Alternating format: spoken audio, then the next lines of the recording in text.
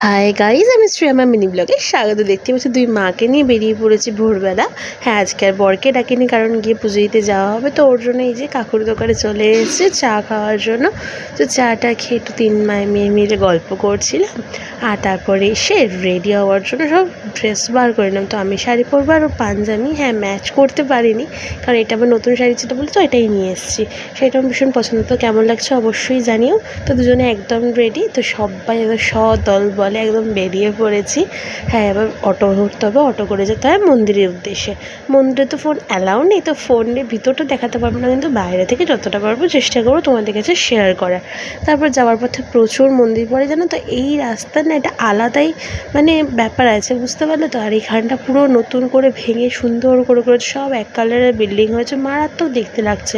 পুরীর মন্দিরের চারপাশটা অনেক উন্নতি হয়েছে, অনেক মানে শুধু পুরীর চারপাশটা না, সব জায়গায় উন্নতি হয়েছে। আর মারাত্মক গরম, মানে পাটা যেন পুড়ে গেল যখন এলাম, আর গলাটা ফেটে যাচ্ছিলো গরমে। আর নববর্ষে তো পুজো দিতে গেছি, তো প্রচণ্ড ভিড় হয়েছিলো। তো পুজো টুজো দেওয়া কমপ্লিট, এবার বাড়িকে লাঞ্চ করতে হবে, কারণ এত লেট হয়ে গেছিলো আর ব্রেকফাস্টের টাইম ছিল না।